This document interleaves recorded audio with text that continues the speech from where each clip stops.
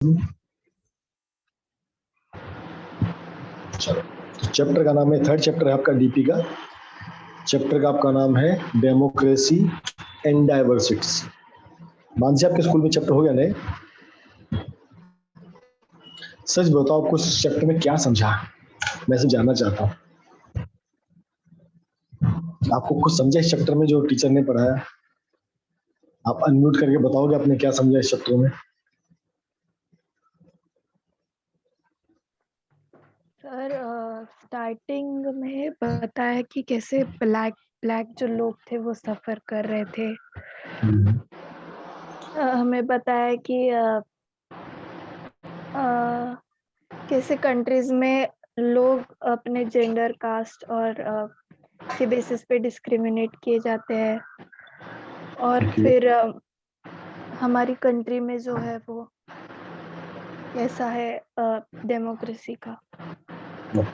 चलो गुड, चलो आपने काफी कुछ सीख लिया इस चैप्टर में। इतना भी अगर हम समझ जाए तो इससे बहुत बड़ी बात होती है। तो जैसे इस चैप्टर का नाम क्या है, पॉलिटिक्स, डेमोक्रेसी एंड डाइवर्सिटी। ठीक है, इंडिया में जो जिस टाइप की सिस्टम, उसको डेमोक्रेसी सिस्टम बोलते हैं। और डाइवर्सिटी होता है मतलब, आप देखिए, डाइवर्स मतलब डिवीजन। अगर देखा जाए तो बहुत अलग अलग टाइप के सेग्रीगेशन काइंड ऑफ कह सकते हो। अपने देश में आप देखो, लैंग्वेज के बेस पे सेग्रीगेशन है, ऊपर से कल्चरल्स के बेस पे भी बहुत बड़ा सेग्रीगेशन है, कास्ट के बेस पे सेग्रीगेशन है, रिलीजन के बेस पे सेग्रीगेशन है। ये सब चीजें जब राजनीति में आती हैं, पॉलिटिक्स में आती हैं, डेमोक्रेसी में आती हैं, तो इनके क्या इफेक्ट नजर आते हैं? ये इफेक्ट पॉजिटिव होते हैं, नेगेटिव होते हैं। नेगेटिव होते हैं तो क्या इनको ठीक किया जा सकता है क्या? पॉजिटिव है तो क्या इनको संभाला जा सकता है क्या? तो ये चैप्टर समथिंग वैसा है। तो डाइवर्सिटी का सिंपल मीनिंग क्या है कि आपकी आइडेंटिटी, जैसे अगर मैं पूछूं, मैं अपनी आइडेंटिटी बताऊं, तो मेरी आइडेंटिटी पहले क्या होती है? मैं इंडियन हूँ। दूसरी आइडेंटिटी बताऊंगा, मैं इस स्टेट से बिलोंग करता हूँ। तीसरी आइडेंटिटी में पुणेकर हूँ, है ना, मतलब बताएंगे हम पुणेकर हैं। फिर आइडेंटिटी हम बताएंगे हमारा रिलीजन कौन सा है, फिर हमारा रिलीजन, हमारी कास्ट आ जाती है, उसमें सब कास्ट भी आ जाती है। फिर रिच और पुअर की कैटेगरी आ जाती है, middle class, upper class, lower class, है ना। फिर हम पढ़ाई में कैसे हैं? अगर आप देखते जाओ तो हर व्यक्ति अपने आप को बहुत सारी पहचान बना सकता है।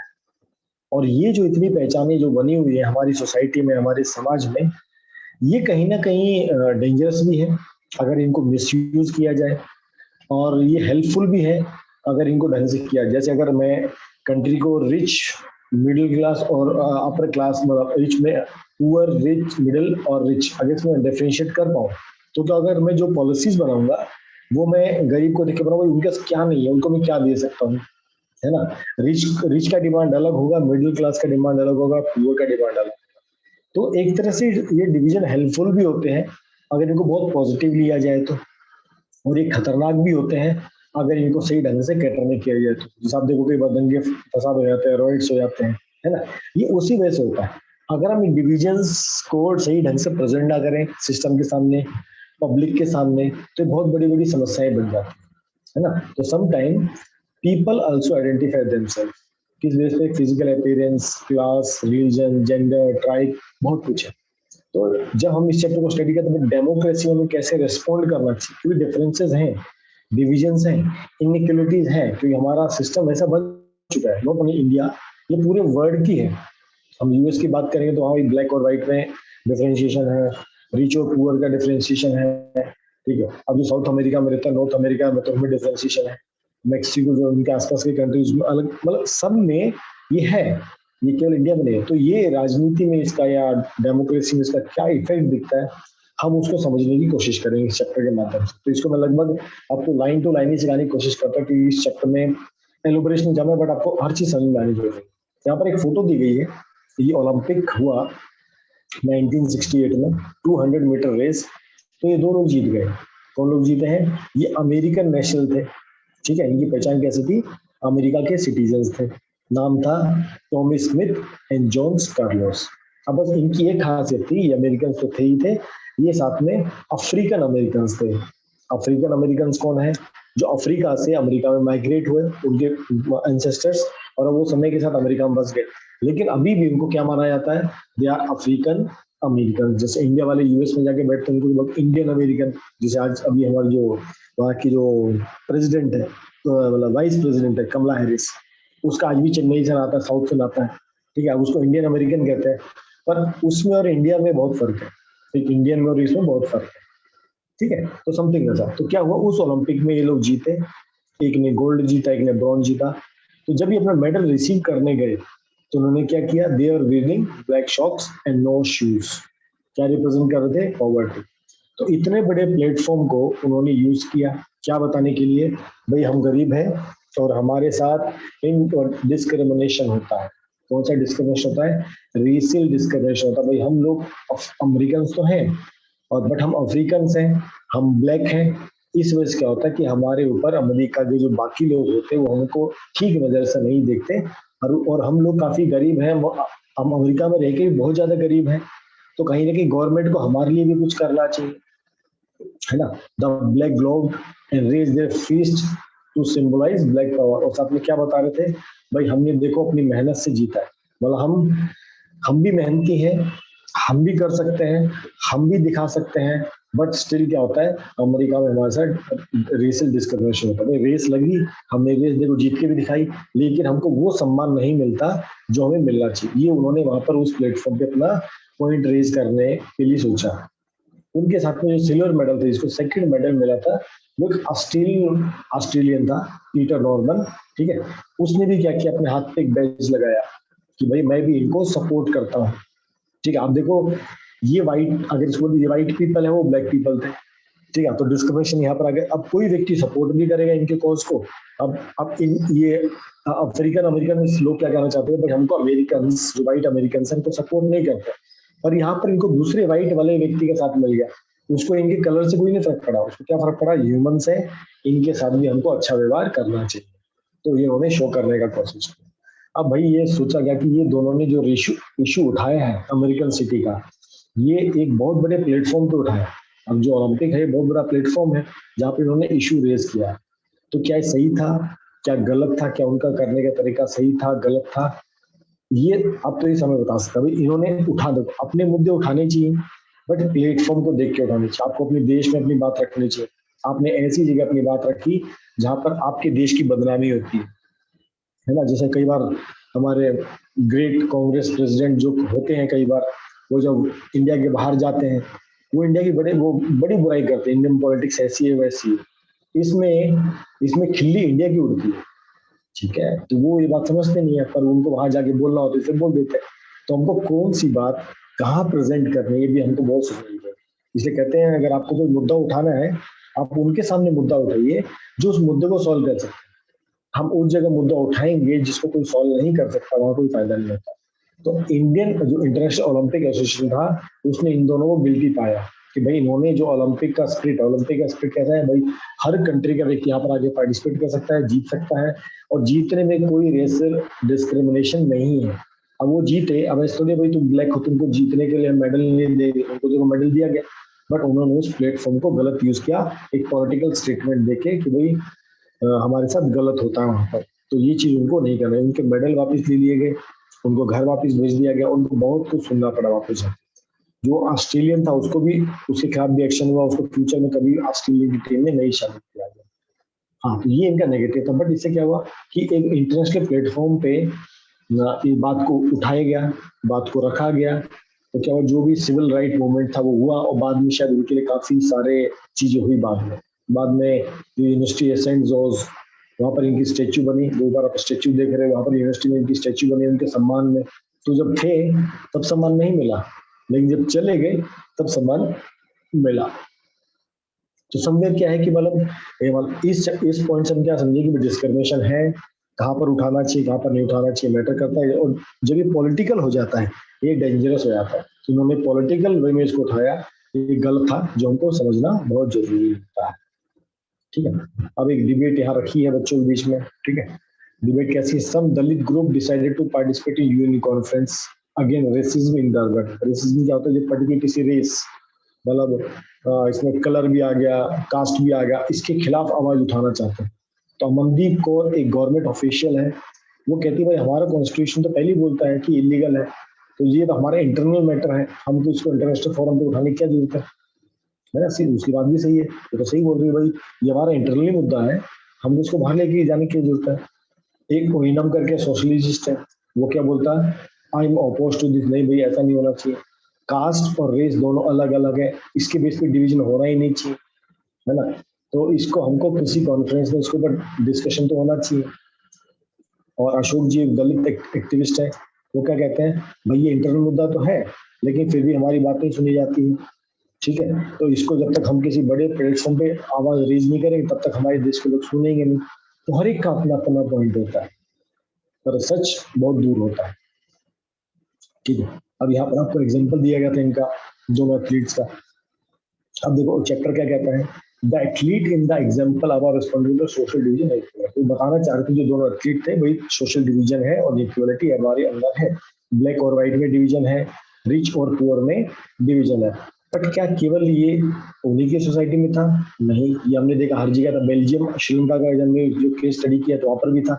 बेल्जियम में क्या था, जो डिफरेंशिएशन लैंग्वेज के बेस पे था, एक जगह डच पीपल ज्यादा थे, एक जगह फ्रेंच पीपल ज्यादा थे, है ना, जर्मन पीपल तो बहुत कम थे, उनके बीच में लैंग्वेज का इशू था। जब मैं श्रीलंका का देखा, श्रीलंका में जो डिवीजन था वो लैंग्वेज था ही था, बट वो रिलीजियस भी था, है ना। वो कौन सी मतलब वो किस रेस से आए वो श्रीलंकन तो थे, वो लेकिन कौन से श्रीलंकन तमिल थे, इंडियन तमिल थे, तो वहां भी डिवीजन था। तो ये डिवीजन हर जगह एग्जिस्ट करता है, ठीक है। अब अगर आप ध्यान से इसको देखोगे, all the social differences are mostly based on the accident of birth. Birth हमारा कहाँ पर होगा हमारे हाथ में नहीं होता, ये प्रैक्टिकली हर कोई जानता है, ठीक है। हम जहाँ पर जन्म लेंगे हमें से कोई नहीं जानता, हम अंबानी के घर में पैदा हो सकते हैं, हम टाटा घर में पैदा हो सकते हैं, और हम अपने घर में पैदा हो जहाँ पर वहां भी हो सकते थे, ये हमारे हाथ में नहीं है। पर एक्चुअली शास्त्र कहता है ये हमारे हाथ में होता है।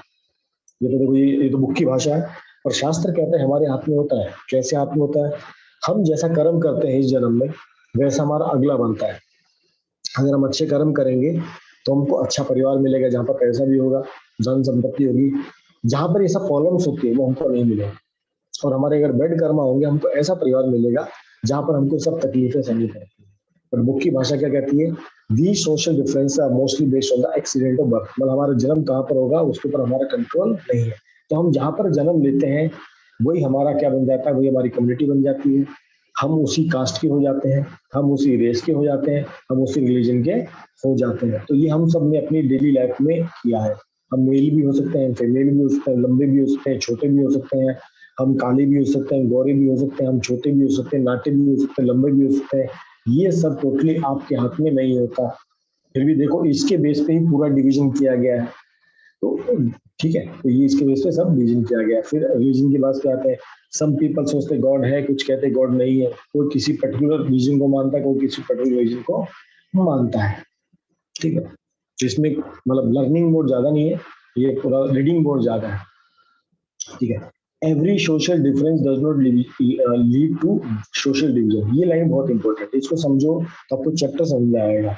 Every social difference does not lead to social division.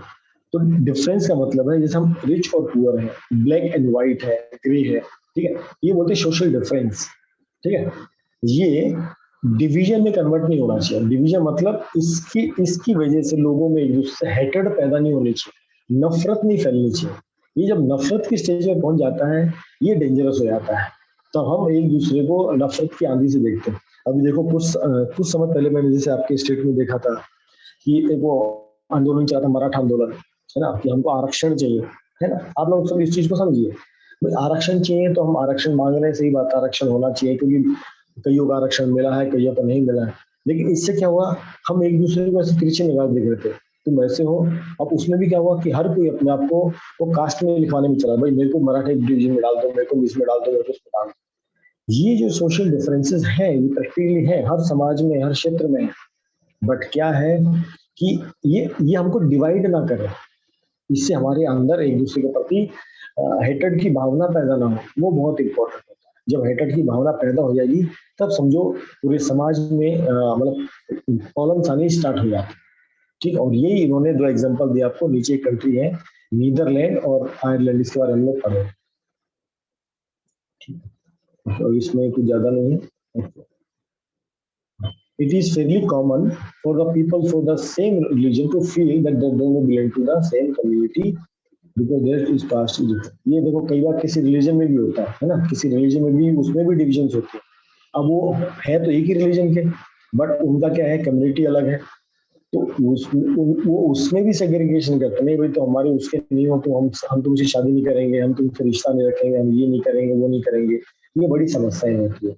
It is also possible people from the digital region to come closure.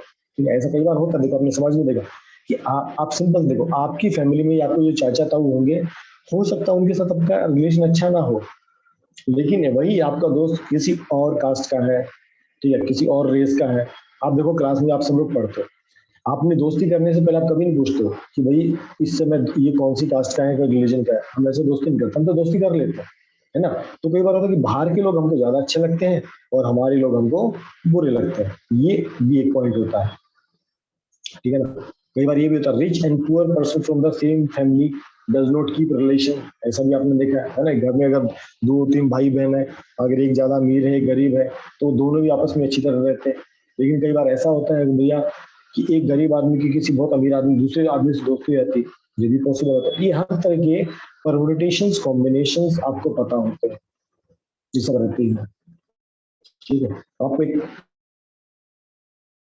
Overlapping क्या होता है, क्रॉस कटिंग क्या होता है, ये डिफरेंसेस क्या कहे जाते हैं, ये दोनों टर्म हमेशा ही कंफ्यूजिंग रहती है, ये मैक्सिमम बच्चों को कंफ्यूज करती है, ठीक है। अब इसको पढ़ने की कोशिश करते हैं। Social division take place when some social difference overlap each other. ठीक है, इस पहले स्टेटमेंट में कह दिया जो सोशल डिफरेंस होते हैं, अगर उसको हम ज्यादा डीप में जाके करेंगे तो सोशल डिविजन्स क्रिएट होते हैं और इट ओवरलैप ईच अदर, है ना। सोशल डिफरेंस ओवरलैप का ईच अदर का मतलब इसको देखेंगे, देखो the difference between black and white become a social division because the blacks tend to poor, homeless, discriminate against। ठीक है, तो मतलब सोशल डिवीजन पहले किस लेवल पर सोशल डिवीजन था, जैसे अभी अमेरिका का एग्जांपल लेते हैं कि वही ब्लैक और व्हाइट है, ठीक है, ब्लैक और व्हाइट है, ये दो सोशल डिवीजन है अमेरिका में। अब उसमें से ब्लैक पुअर है, ठीक है। अब क्या मान लिया जाता है, अब इस ओवरलैपिंग का मतलब क्या है, ब्लैक और व्हाइट तो थे, इससे पहले तो हम कैसे डिफरेंशिएट करते थे, यार ये ब्लैक है, ये ब्लैक है, ये ब्लैक है, एक तो उसको ऐसे बोलते थे। अब दूसरा क्या बोलते हैं, ये ब्लैक है तो अमीर हो ही नहीं सकता, है ना। मतलब क्या हुआ, दो चीज आपस में ओवरलैप कर रही है। हो सकता अमीर हो, पर हमारे माइंड में परसेप्शन क्या बन गया है, माइंड में परसेप्शन बन गया अगर ये काला है ना, ये अमीर हो नहीं सकता। आप भी खुद देखो, अगर आप कभी दोस्ती करना चाहो, आप भी जो आपका फ्रेंड थोड़ा फेयर होता है ना, जिसका चेहरा नए नक्श अच्छे होते हैं, आप उससे दोस्ती करने की कोशिश करते हो। और जिसके नए नक्श अच्छे नहीं होते, थोड़ा काला होता है ना, ग्रे होता है, ब्राउन होता है, आप उससे दोस्ती कम करने का प्रयास करते हो। तो क्यों, आप उसके आउटर कलर को देख रहे हो। तो इसको बोलते हैं जब एक सोशल डिफरेंस डिवीजन क्रिएट करती है, इसने आपकी दोस्ती में डिवीजन क्रिएट कर दिया कि आपको पता भाई इससे दोस्ती करनी।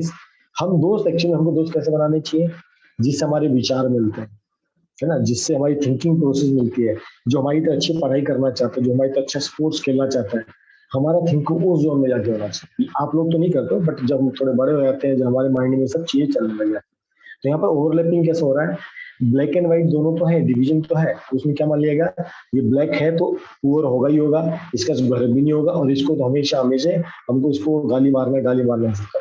तो जब ऐसा होता है तो ये बहुत डेंजरस हो जाता है, और इससे सोसाइटी में क्या होता है, डिफरेंसेस क्रिएट हो जाते हैं। इसलिए इन दोनों जो ओलंपिक्स खिलाड़ी थे, इन्होंने अपना मुद्दा उठाया, भाई देखो हम भी अमेरिकन थे, हमारे पेरेंट्स चलो भाई कहीं से भी आए, पर अब तो हम अमेरिका में रहते हैं, हमारे पास अमेरिका वीजा भी है, अमेरिका की सिटीजनशिप भी है, और हम रेस में जीते, रेस में अमेरिका का सम्मान ऊंचा किया, स्टिल वो हमको उतना वैल्यू नहीं देता। अगर समझो हमारी जगह कोई एक वाइट बंदा जीत जाता, तो पूरे देश में एकदम बड़े बड़े पोस्ट लग जाते, सब हो जाता, पर हम काले लिए जीते हैं, तो देखो हमारे देश में हमारे लिए ज्यादा बस जीत गया, बस जितना काफी जीत गया।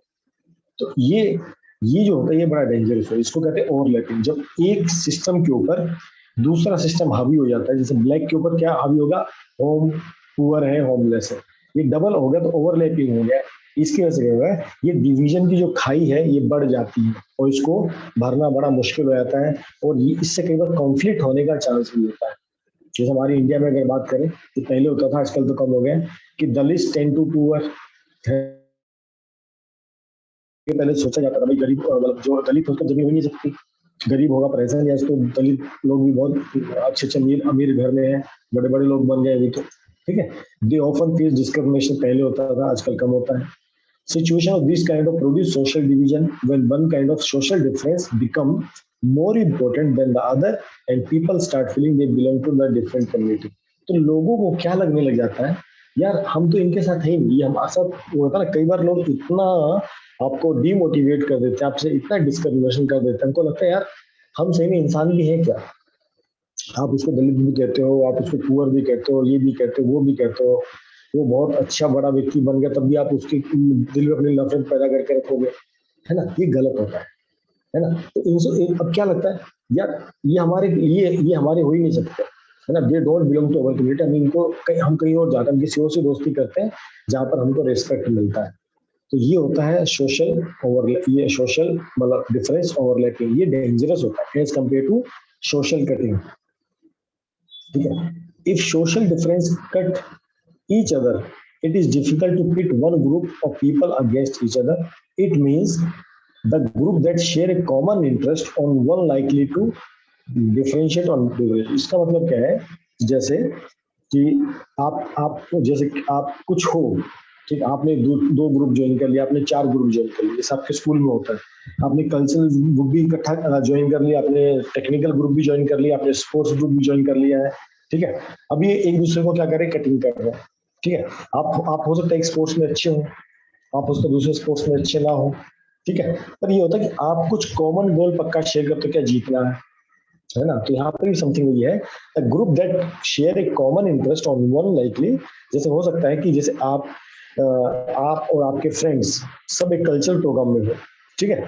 उस समय आपका फोकस कल्चरल्स की तरफ होता है, और अब यही टीम हो सकता है स्पोर्ट्स में जाए, और हो सकता है जो बच्चा कल्चरल्स में बहुत अच्छा हो वो स्पोर्ट्स में अच्छा ना हो, है ना।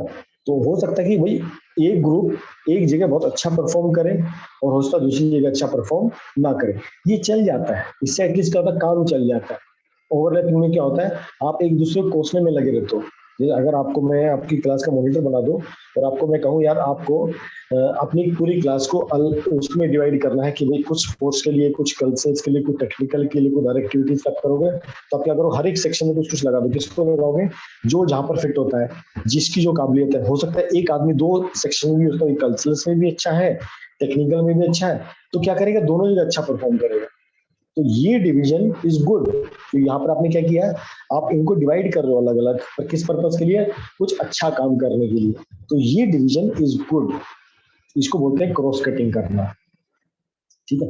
अब यहाँ पर एक एग्जांपल दिया गया है, consider the case of northern Ireland and Netherland, both are predominantly Christian, पूरी कंट्री कैसी क्रिश्चियन कंट्री है, बट उसमें भी 2 वैरायटी होती है, कैथोलिक्स एंड प्रोटेस्टेंट, ठीक है। अब जो नॉर्दर्न आयरलैंड वाले हैं उनका क्लास और रिलीजन ओवरलैप करता है। कैसे ओवरलैप करता है, वहां पर मान लिया जाता है अगर आप कैथोलिक हो तो आप पुअर हो गई होगे, और आपको पहले भी आपको डिस्क्रिमिनेशन हुआ ही होगा, मतलब मान लिया जाता है कि अगर वो कैथोलिक क्रिश्चियन है मतलब तुम गरीब हो गई होगे। प्रोटेस्टेंट वाले अमीर होंगे और ये वाले गरीब होंगे। और नीदरलैंड जो दूसरा है, एक नॉर्दर्न आयरलैंड है और दूसरा क्या है, नीदरलैंड। दूसरा कौन सा है, नीदरलैंड में क्या है, the class and region cuts each other, cutting हो रहा है। कैसे, कैथोलिक्स और प्रोटेस्ट दोनों ही पुअर रिच हो सकते हैं, है ना। वहां पर बोली जो प्रोटेस्टेंट है या कैथोलिक है, वो रिच भी हो सकते हैं, पुअर भी हो सकते हैं। वहां पर क्या मान लिया था, भाई वो है तो पुअर ही होंगे, अमीर हो ही नहीं सकता। यहाँ पर क्या माना, भाई वो कुछ भी हो, वो कैथोलिक हो चाहे प्रोटेस्टेंट हो, वो गरीब भी हो सकता है, अमीर भी हो सकता है।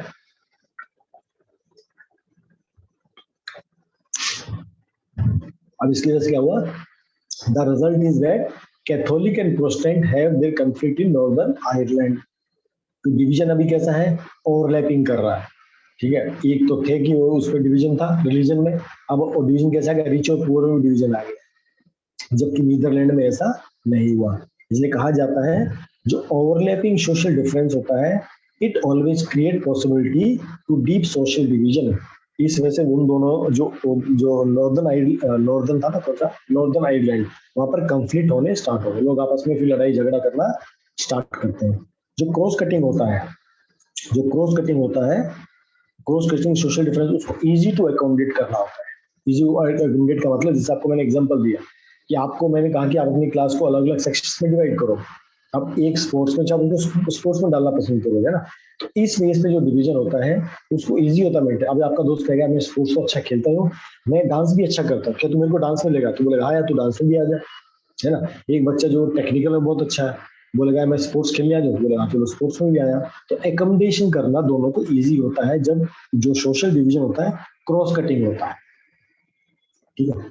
Social division of one kind और another exist in most of the country, ये हर जगह की कहानी है, ये केवल इंडिया की कहानी नहीं है। जैसे आपने एक एग्जांपल दिया है, Belgium is a small country with many communities, है ना। कई जितनी भी आप कंट्रीज लोगे उसमें सब में है डिवीजन है, कहीं पर कास्ट के बेस पे है, कहीं रिलीजन के बेस पे है, कहीं प्रीवियस हिस्ट्री के बेस पे है, कहीं पर समथिंग, मतलब ये डिवीजन हर जगह, केवल इंडिया में नहीं है। लोग वो लगाते हैं ना कि सिर्फ इंडिया में होता है, नहीं, ये लगभग हर जगह होता है।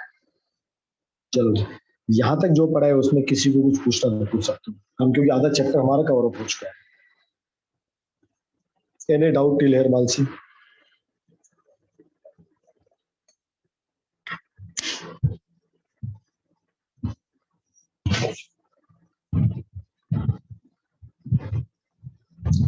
अभी भी लगभग 16 स्टूडेंट एब्सेंट है, वो एसएसटी क्लास होने के बाद भी फिर भी 16 स्टूडेंट एब्सेंट है।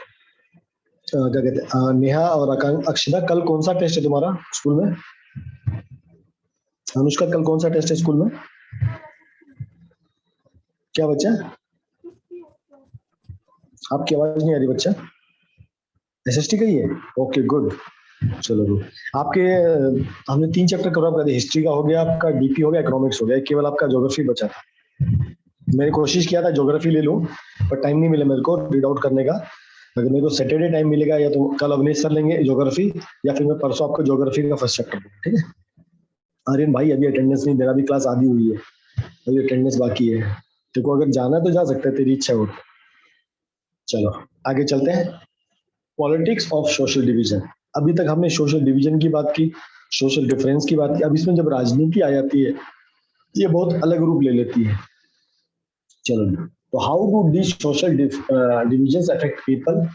What does politics do to the social division? बिल्कुल सही बात है, ठीक है। ये बड़ा डेंजरस होता है, तो ना ये this is very dangerous and explosive, ये होता है समाज में, ठीक है। चलो, these divisions, if they start competing in terms of some existing social division, they can make social division into political divisions. conflict होता है, violence होता है, और country का disintegration भी हो सकता है। ओके, चलो अब रेंज ऑफ आउटकम, इसके आउटकम क्या क्या आते हैं? तो इन्होंने लिया, take the case of northern Ireland, है ना। इस रीजन में क्या हुआ? द रीजन ऑफ यूके, ये यूके के पास की कंट्री है, जहां पर कई सालों तक, for many years this is site for the violent and bitter ethno political conflict. अभी देखो हमने कल पढ़ा था बेल्जियम और श्रीलंका की कहानी। अब बेल्जियम वालों ने समझदारी का परिचय दिया, पावर शेयरिंग किया, कोई दिक्कत नहीं हुआ। श्रीलंका में उल्टा हुआ, भाई हम तुमको पावर क्यों दे, हम अड़ जाते हैं, ठीक है। जब हम अड़ जाते हैं तो हम अकड़ जाते हैं, जब अकड़ जाते हैं तो लड़ जाते हैं, और लड़ जाते हैं तो टूट फूट जाते हैं। तो श्रीलंका में वही हुआ। हर सोशल डिवीजन में ये होता है, इसलिए अड़ना कभी नहीं है, अड़ेंगे नहीं तो लड़ेंगे भी नहीं। जहां पर आई अड़, वहां गए लड़, ठीक है जी। तो यहाँ पर जो दो मेजर थे क्रिश्चियनिटी में, 53 प्रोटेस्टेंट्स थे, 43 कैथोलिक थे, ठीक है। अब जो कैथोलिक्स की पार्टी थी, नेशनल पार्टी, वो डिमांड करती थी भाई जो नॉर्दर्न आयरलैंड को है उसको रिपब्लिक आयरलैंड के साथ मर्ज कर दिया जाए। है उनकी, क्यों क्यों भाई वहां पर जो मैक्सिमम जो लोग थे वो कैथोलिक थे। तो आधे 44% कैथोलिक क्या बोलते थे, भाई हमको नॉर्दर्न आयरलैंड में नहीं रहना, हमें रिपब्लिक ऑफ आयरलैंड के साथ कनेक्ट कर दो, ठीक है। और जो दूसरे प्रोटेस्ट थे वो भी क्या चाहते थे, भाई हम यूके के साथ ही रहना चाहते हैं, हम ब्रिटेन के साथ रहना चाहते हैं, हम तुम्हारे साथ नहीं रहना चाहते, ठीक है। तो इसमें क्या हुआ, इन दोनों के बीच में फाइट चलती रही, कई सालों तक फाइट चली, हजारों लाखों लोग इसमें मारे गए। तो कल हमने जो पढ़ा था बेल्जियम का केस, श्रीलंका के केस। अब देखो इसमें डिवीजन देखो, है दोनों क्रिश्चियन, और दोनों लेकिन अलग वैरायटी क्रिश्चियन, एक कैथोलिक है दूसरा प्रोटेस्टेंट, दोनों में भी कॉन्फ्लिक्ट हो गया। तो कॉन्फ्लिक्ट कहीं भी हो सकता है, जहां पर लोगों के बीच में डिफरेंसेस आते हैं, डिवीजन होती है, डिवाइड होता है, वहां पर समस्या होनी शुरू हो जाती है, ठीक है। ये केस स्टडी है, केस स्टडी को पढ़ाऊं मानसी? बच्चा लोग केस स्टडी को पढ़ो, ये केस स्टडी को, क्योंकि इसका क्वेश्चन से कोई लेना देना नहीं है। जैसे बुल्गारिया में लोगों के साथ कैसे बिहेव होता है, रोमानिया में क्या बिहेव होता है, इंडिया में क्या बिहेव होता है, वो है। क्योंकि केस स्टडी आपको कहीं नहीं, ये तो आपकी अंडरस्टैंडिंग के लिए। हम टॉपिक पे पहुंचते हैं, ठीक है। तो ये जो नॉर्दर्न आयरलैंड में स्ट्रगल कई दिनों तक चला, कई दिनों तक लड़ाई चलती रही, ठीक है। बाद में ये स्ट्रगल शांत हो गया, ठीक है। बाद में इनके बीच में पीस ट्रीटी हुई, है ना। अच्छा, आर्यन बोलता है मेरी मर्जी। ठीक है, ये हम जो टॉपिक चल उसको खत्म करते हैं, फिर वापस ऊपर आएंगे, ठीक है। आर्यन जी, तुम्हारी बात भी मान लेता हूँ, मैं अपनी बात भी मान लेता हूँ, ओके। चलो, हम यहाँ पर थे, ठीक है। It was only 1998 the UK government and the nationalists reached a peace treaty after which the later suspended their armed struggle। जब दोनों को समझाया गया, दोनों ने बात मानी, तो दोनों का युद्ध विराम हो गया। तो कहीं कहीं पर स्टोरी हैप्पी एंडिंग भी होती है, इतने लोग मर गए, ठीक है, बट फिर भी दोनों लोगों ने सहमति बना लिया। लेकिन यूगोस्लाविया में क्या हुआ, एक कंट्री और यूगोस्लाविया में, उधर हैप्पी एंडिंग नहीं हुआ। उधर जो लोग थे, नेता लोग थे, उन्होंने उन चीजों को इतना भड़काया, उस कंट्री के 7 पीस हो गए। जो एक कंट्री था वो 7 कंट्रीज में डिवाइड हो गया। भाई कोई बोलता हमको ये कंट्री बनाओ, होता है डिफरेंस। अभी देखो आप इंडिया में देखो, अगर हम भारत में, अगर हम अपने आप को, वो कहते हैं हम मराठी मानुष, हम हरियाणा मानुष, मैं पंजाबी, में बंगाली, अगर हम इस सोच में गए तो क्या होगा, हमारा देश फिर से डिसइंटीग्रेट हो सकता है। हमें उस सोच से ऊपर उठना है और हमको अपने आप को, हमारी फर्स्ट आइडेंटिटी भारतीय बनानी है। जब अपनी फर्स्ट आइडेंटिटी भारतीय बना के चलेंगे तो समझो देश में विभाजन कभी नहीं होगा। देखो इंडिया पाकिस्तान का विभाजन क्यों हुआ, रिलीजन के बेस पे, और कोई रीजन नहीं था। भाई हमको, हमारा रीजन ये है और हमको एक नया कंट्री चाहिए, इसी बेस पे ही हुआ और कोई रीजन नहीं था। अब पाकिस्तान से बांग्लादेश आजाद क्यों हुआ, क्योंकि पाकिस्तान बांग्लादेश को हमेशा क्या सोचता था, भाई मेरे को तो इसको ऊपर राज्य करना है, ये मेरा स्टेट है, मुझे यहाँ से रिसोर्सेस एक्सप्लॉइट करने हैं। आप देखो बलूचिस्तान जो इलाका है, पाकिस्तान ऑक्युपाइड कश्मीर है, ये पाकिस्तान जबरदस्ती करके बैठा है, ठीक है। उसके पास कुछ है तो है नहीं, दिमाग तो है नहीं उसके पास, काम करने की चीज तो उसमें है नहीं, ठीक है। बट क्या करके बैठा है, पंगे लेके बैठा है। तो ये पंगे बड़े गलत होते हैं। तो यूगोस्लाविया में देखो वही हुआ। अभी देखो पूरा पाकिस्तान कैसा है, ये 4 बड़े बड़े डिस्ट्रिक्ट है, उनको लेके बना, और चारों लोग आपस में सहमत नहीं है। सबका अलग अलग वो मतलब मेयर्स वगैरह कुछ है, तो चारों की भी आपस में सहमति नहीं होती। अगर भगवान ने कभी चाहा तो उसके 4 डिवीजन हो जाएंगे, तो बचेगा नहीं। बहुत तंग करता पाकिस्तान में। अभी आज की, मैंने कल की न्यूज पढ़ी, अफगानिस्तान में कुछ पाकिस्तानी पकड़े गए और वो तालिबानी थे। नहीं, वो तो पाकिस्तान आर्मी क्या कर रही है, तो वो इंडिया से प्रॉब्लम क्रिएट नहीं होता, ये हर जगह जाकर घुस जाता है। वो जो वहां के जो मेजर या कैप्टन था, वो वहां की तालिबानी फौज में जाके शामिल है और अफगानिस्तान आर्मी के अगेंस्ट में लड़ रहा है, और कह रहा मैं अकेला नहीं हूँ, हमारे बहुत सारे लोग तालिबानी बन के अफगानिस्तान में उपद्रव मचा रहे हैं। तो इसका काम ही है सबको टेंशन देने का। बड़ा बेकार कंट्री है। ओके, जिन्ना साहब ने ऐसी बर्बादी की देश का, तो इंडिया भी साथ होता, पाकिस्तान भी साथ होता, बांग्लादेश भी साथ होता, इतना बड़ा कंट्री होता हमारा। चलो जी, तो यूगोस्लाविया में क्या हुआ, वो हैप्पी एंडिंग नहीं हुआ और वो कंट्री 7 पार्ट में टूट गया। तो such example lead some people to conclude that politics and social division must not allow to mix. इसलिए इन दोनों का कभी मिक्सचर नहीं होना चाहिए। आप कई बार आप देखो जब इलेक्शंस होते हैं, यस, तालिबान टेररिस्ट ग्रुप है, बच्चा, ठीक है, ओके। तो देखो मैं आपको क्या कहता था, हाँ, राजनीति में क्या होता है, जैसे आप कभी आप चुनाव देखो, जब चुनाव होते हैं, देखो अगर आपके इलाके से कई बार क्या होता है, किसी स्पेशल व्यक्ति को खड़ा किया, भाई ये इस कम्युनिटी से बिलोंग करता है, इस इलाके में ये कम्युनिटी वाले लोग ज्यादा रहते हैं, ये इसी को वोट देंगे, इसलिए आप किसी एक को लीडर बनाए थे। तो उसमें काबिलियत हो ना हो, हम वो नहीं देखते, हम सिर्फ क्या सोचते हैं, हम उसको लीडर बना देते हैं, जो डेंजरस होता है। ऐसा कभी भी नहीं करना चाहिए, ठीक है। इसलिए ये कह रहे हैं द सोशल डिवीजन, 1 सेकेंड,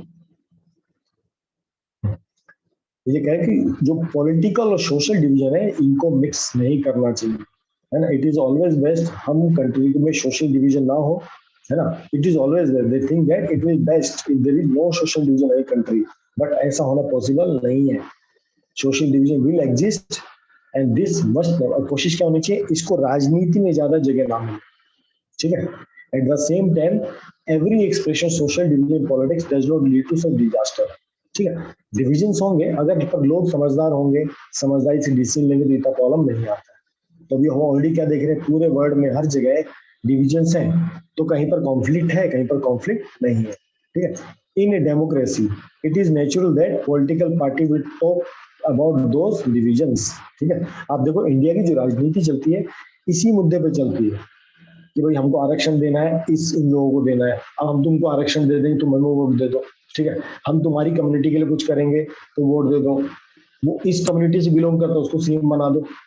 ये इतना इस लेवल तक चलता है, ठीक है। इस लेवल पे वो डिफरेंट डिफरेंट प्रोमिस करते हैं चुनाव से पहले, ठीक है, और उनके लिए वो कुछ ना कुछ काम करते हैं। तो उससे क्या होता है, कई बार होता है भाई एक कम्युनिटी के लिए काम होता है और दूसरी कम्युनिटी के लिए काम नहीं होता। तो अगली बार क्या होता है, अगली बार दूसरी कम्युनिटी वाले आते हैं, वो इसका ध्यान नहीं रखते हैं। उसमें क्या होता है, सरकार आती है उसको सबका ध्यान रखना चाहिए, उसके लिए सब उसके सिटीजन होते हैं। और कई बार ये नेता लोगों में समस्या ज्यादा होती है, ठीक है। ये सोशल डिवीजन होता है, कई बार ये वोटिंग को भी इफेक्ट करता है, ठीक है। कई बार पूरे वोट एक ही कास्ट या रिलीजन को चले जाते हैं, ठीक है। उसमें ये नहीं देखते कि व्यक्ति जो खड़ा हुआ चुनाव में उसकी योग्यता क्या है, ये देखा जाता है उसका कास्ट क्या है, ये देखते उसका रिलीजन तब उसको वोट दिया है। आज हमारे देश की मैक्सिमम जनता इसी आधार पर वोट देती है, इसी आधार पर भाई हमारे हमारी सोसाइटी का है ना, चलो भाई इसको दे दो, हमारी कम्युनिटी का है इसको दे दो, हमारी कास्ट का है इसको दे दो, हमारे रिलीजन का है इसको दे दो। ये डेंजरस होता है, ऐसा नहीं होना चाहिए। In many countries there are parties that focus only on one community। वही पॉइंट आ गया है, ऐसे कुछ कंट्रीज यहाँ पर सिर्फ क्या होता है भाई इसी पार्टी वाले का बहुमत आएगा और कोई बहुमत नहीं आएगा, ठीक है। अब चलो हम आर्यन की स्टोरी ले लेते हैं, ठीक है। Ganesh has come back from trip and talking to Mahesh वेता अबाउट रोमा पीपल, ठीक है। वो तीन रोमानिया, बुल्गारिया और इंडिया के बारे में बता रहे वहां पर लोग कैसे रहते हैं, ठीक है। तो who live in many countries of Eastern Europe. He met Yodanka who work as a nurse in Bulgaria. तो दोनों अपने अपने बारे में क्या कहते हैं, this is what she says to about Rome people. तो जो योडंका है वो नर्स है बुल्गारिया की, वो रोमा पीपल के बारे में क्या कहती है, being a nurse you cannot refuse to look after some people but these Roma people are very dirty. तो बुल्गारियन जो लेडी है वो रोमा पीपल का बता रही है बहुत डर्टी होते हैं। कैसे कैसे डर्टी होते हैं, अगर उनके फैमिली में कुछ भी हो जाए किसी एक को भी तो पूरा परिवार हॉस्पिटल पहुंच जाता है, एक नहीं आता सारे हॉस्पिटल में आते हैं। और हॉस्पिटल आके क्या करते हैं, अब शांति नहीं बैठते, बहुत जोर से बोलते हैं, स्मोक करते हैं, इधर उधर गंदगी फैलाते हैं, कोई पेशेंस नहीं, बार बार डॉक्टर के पास जाते ठीक हो गया क्या, ठीक हो गया क्या, ठीक है। तो बड़े एग्रेसिव भी होते हैं, ठीक है। तो ये समथिंग वहां के लोगों के बारे में बता रही थी कैसे look they dress, why can't they try to look like everyone else in the country, है ना। वी ऑल नो वो बहुत ही सारे चोर हैं, क्योंकि हमने सुना है कि जो रोमा पीपल है वो लोग अपना ब्लड बेच के या दूसरे का ब्लड बेच के अपना पैसा कमाते हैं। वो इतने गरीब हैं कि अपना फीस भी नहीं भर सकते हैं, है ना। वो जब एकदम बीमार हो जाते हैं हॉस्पिटल पहुंच जाते हैं, और हम जो बुल्गारियंस हैं हम जो पैसा इकट्ठा करते हैं हमारे टैक्स से उनको पूरी सेवा मिलती है ना। अब गणेश किससे बात कर रहा है, ये मतलब आपको सिर्फ केस स्टडी कर रहा है हर कंट्री में लोग कैसे, ये हर डिवीजन हर जगह है, हर कोई दूसरे समाज को या दूसरे रिलीजन को या दूसरे उसको नेगेटिव ही बताने की कोशिश करता है।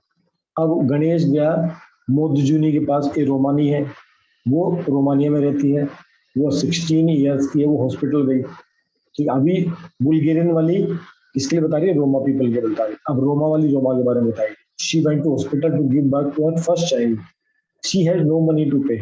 वो मतलब उसने क्या कहा, रोमा लोगों के पास पैसा नहीं होता फिर भी हॉस्पिटल आ जाते हैं, कोई बात इसके पैसा नहीं है फिर भी हॉस्पिटल आ गई है। अब हॉस्पिटल में है तो उसकी तरफ कोई ध्यान नहीं दे रहा, उसको अपना ध्यान खुद ही रखना है। एक स्वीपर है वो रोमानी है, इसलिए उसने भी थोड़ी हेल्प कर दी, ठीक है। तभी एक नर्स आती है, वो क्या कहती है, अरे ये देखो एक क्रिमिनल वाला आ गई, है ना। क्रिमिनल मतलब भाई हमारे पैसों पे आएगी, फोकट में रहेगी, फोकट में यहाँ पे इलाज कराएगी, फोकट में चली आएगी, है ना। डॉक्टर इनके लिए खड़े रहेंगे, ठीक है। डॉक्टर इनको क्या कहता था, जब डॉक्टर इनको क्या कहता मरीजों को, जब तुम आओ तो एक बार नहा के आओ फटाफट, तभी मैं तुम्हारा इलाज करूंगा, है ना। वन डॉक्टर आज टूटे के बाद एक दिन नीड टू एग्जामाइन, है ना, तो वो स्मेल आती है, ठीक है। तो ऐसी कई सारी चीजें वहाँ पर सोचो, इंडिया फिर भी अच्छा है यहाँ लगो, ठीक है। इंडिया बहुत अच्छा कंट्री है, काबिलियत को नहीं देखता, एकदम बराबर। The social worker refuse my request to food existence, उसके नेबर ने हेल्प किया, ठीक है। तो कई सारी चीजें। Ganesh, why do you have to travel half, it is not a story about Romania, Bulgaria, but Roma people. It is a much story about our own country, लो जी, ये बोले हमारी कंट्री की हालत है ना। And our people who are branded as Kamla is our system. तो एक जस्ट स्टोरी फॉर्म में आपको बताने के लिए, अब लास्ट टॉपिक इसका है 3 डिटरमिनेंट्स। तो 3 factors are crucial in deciding the outcome of the politics of the social division. तो अगर सोशल डिवीजन राजनीति की चश्मे से देखेंगे तो ये कैसा दिखाई देगा वो देखते हैं।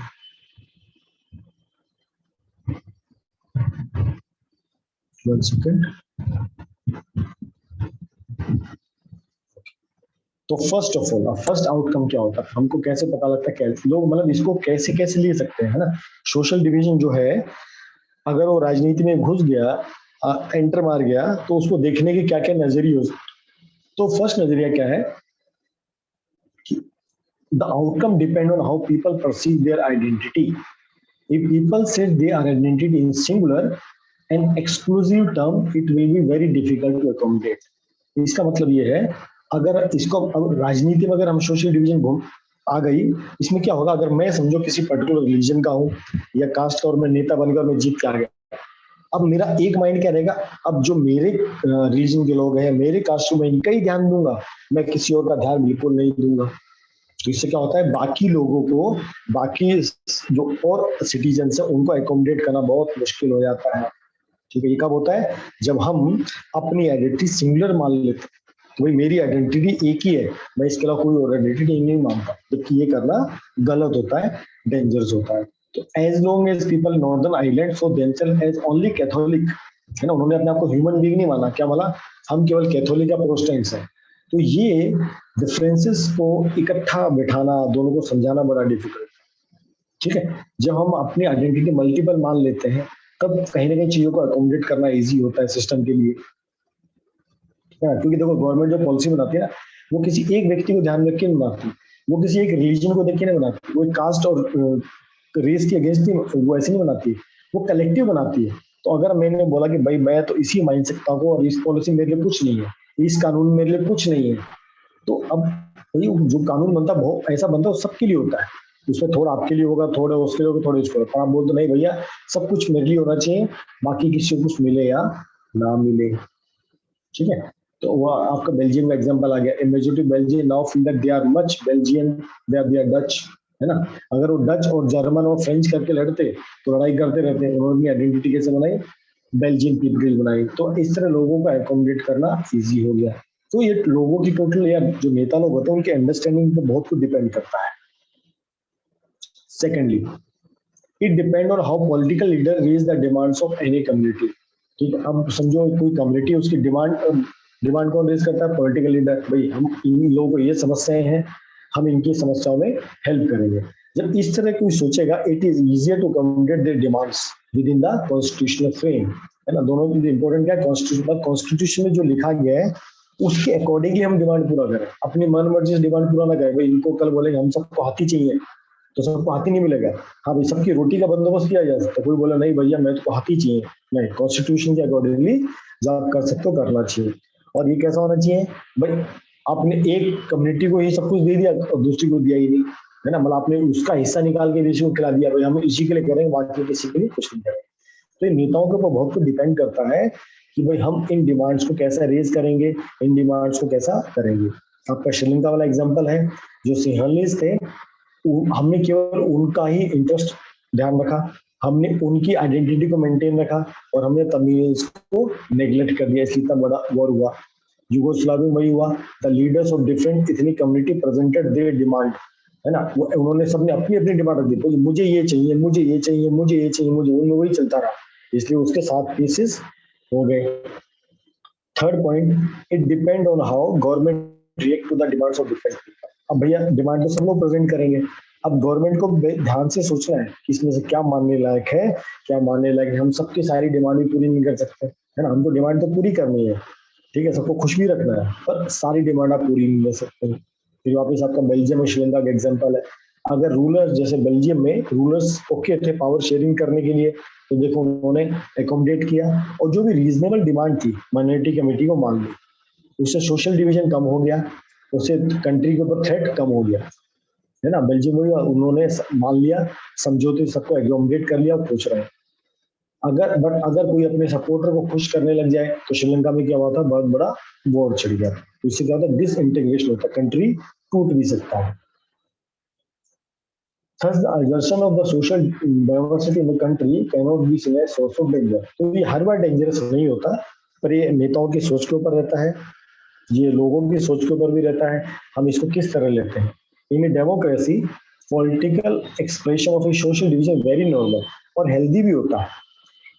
It allows various disadvantaged and marginal social group to express their grievances and get the government to attend these or this. ठीक है, तो वही सेम चीज है। तो ये हेल्पफुल भी होता है ना। ये डेंजरस कब होता है, जब हम इसको ओवरलैपिंग मोड में देखते हैं, और इजी कब होता है इसको जब इसको हम ओवर कटिंग मोड में देखते हैं। This lead to strengthening of a democracy. तब जब हम एक दूसरे की भावनाओं को समझते हैं, अपना अपना ही लेके आगे नहीं आते, अपना भी होना चाहिए, सामने वाले का भी होना चाहिए, दोनों का काम बनना चाहिए। But a positive attitude toward diversity and a willingness to accommodate, it does not come very easily. ये एक्चुअली इतना इजी होना पॉसिबल नहीं होता। बहुत पॉजिटिव एटीट्यूड लगता है, जैसे मोदी जी सबको साथ लेके चलना चाहते हैं, पर राहुल गांधी जी की आदत क्या है, वो कुछ भी अच्छा करो उसको नेगेटिव बोलना ही होता है ना। तो मतलब सबको साथ लेके चले, अकोमोडेट करे, तो जिसका विजन बड़ा होगा वही लेके चल सकता है। ठीक है, जैसे जब मोदी गवर्नमेंट आई 2014 में, सबको क्या लगा था, भाई अब ये हो जाएगा, मुसलमानों के खिलाफ इतना सब हो जाएगा, कुछ नहीं हुआ। देखो इतना भड़काया गया था, मोदी ने ये कर दिया वो कर दिया, नहीं। तो राजनीति में सब चाहिए। तो जब तक पॉजिटिव एटीट्यूड नहीं होता हमारा, तब तक हम हर आदमी को अकोमोडेट नहीं कर सकते। तो मोदी जी क्या कहते हैं, भाई जो ये सीए जो कानून लाए हैं, अब इस देखो इस कानून में क्या बताया गया सीए में, भाई इंडिया के अलावा बाकी जगह जो भी माइनॉरिटीज कम्युनिटीज हैं, अब देखो 3 कम्युनिटीज बहुत प्रोमिनेंट है all over world, Christians, Muslims, Buddhism और हिंदूज। ये मेन 4 है ऑल ओवर वर्ल्ड में देखा जाए तो। ठीक है, क्रिश्चियन सबसे ज्यादा है, फिर मोमेडियंस है, फिर बुद्धिज्म है, उसके बाद हिंदूज आते हैं, उसके बाद जैनिज्म, सिखिज्म, ये बहुत सारे हैं, बहुत सारे हैं। ठीक है, अब इंडिया ने क्या कहा, भाई जो माइनॉरिटी में दूसरे कंट्रीज में माइनॉरिटी में है, और अगर वो इंडिया आना चाहते हैं, उनको क्या दे सकते हैं, सिटीजनशिप दे सकते हैं। अगर उनको वहां पर उस कंट्री में रहने में कोई दिक्कत है, उनको कोई रिलीजन के बेस पे तंग कर रहा है, उनको किसी वजह से तंग कर रहा है, तो भाई आप इंडिया में आपको शहीद है। अब इसमें इन लोगों को लगता है अरे मुसलमानों को नहीं आने दे रहे, ऐसा है ही नहीं। पॉलिसी को ढंग से पढ़िए, लोग पॉलिसी को पढ़ते, से पॉजिटिव एटीट्यूड रखना बहुत ज्यादा जरूरी होता है। इस पॉलिसी में कहा कि जो भी माइनॉरिटी है बाहर का, जो भी माइनॉरिटी किसी भी कंट्री का, देखो हम एकोमोडेट करना चाह रहे हैं, हम सबका ध्यान रखना चाह रहे हैं, तो पॉजिटिविटी इसमें रखनी बहुत जरूरी है। तो नेता लोग इसको सही ढंग से प्रेजेंट नहीं करते हैं। People who feel marginalized, deprived, discriminated has to fight against injustice. Such a fight taken democratic path, है ना।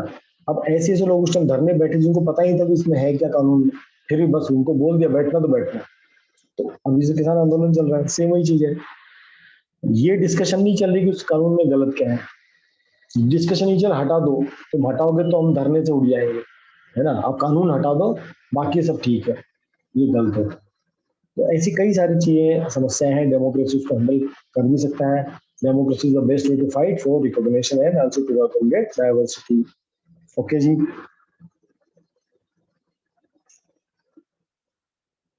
Sir people now that it is wrong why they change their mind. Yes, okay जी। और कोई doubt, और कोई question?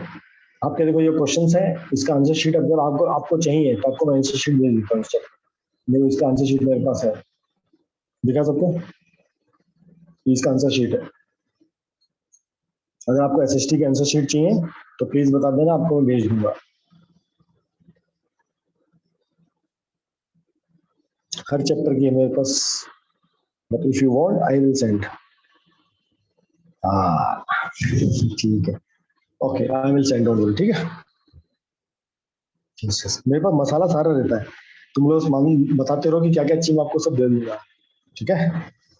चलो good, class को and करें फिर। किसी का कोई डाउट है टॉपिक में? Any doubt in this topics? No doubt. चलो मैं आज का रिकॉर्डिंग आपको सेंड करूंगा, और लास्ट ईयर जो मैंने पढ़ाया था इसी सेम टॉपिक को, मैं आपको उसका भी करूंगा। Sir people how different religion emerged. Okay, Sandhya जानना चाहती है कि इतने सारे डिफरेंट रिलीजन्स कैसे आए। सर पीपल नाउ, और कुछ, sir people now that it was wrong why they change mind. हाँ, अब धीरे धीरे यस लोग बदल रहे हैं, चीजें बदल रही हैं अभी। जैसे तो संध्या क्वेश्चन तो हाँ अटेंडेंस दे दो। संध्या क्वेश्चन तो अच्छा है, बट आज माहौल अलग है।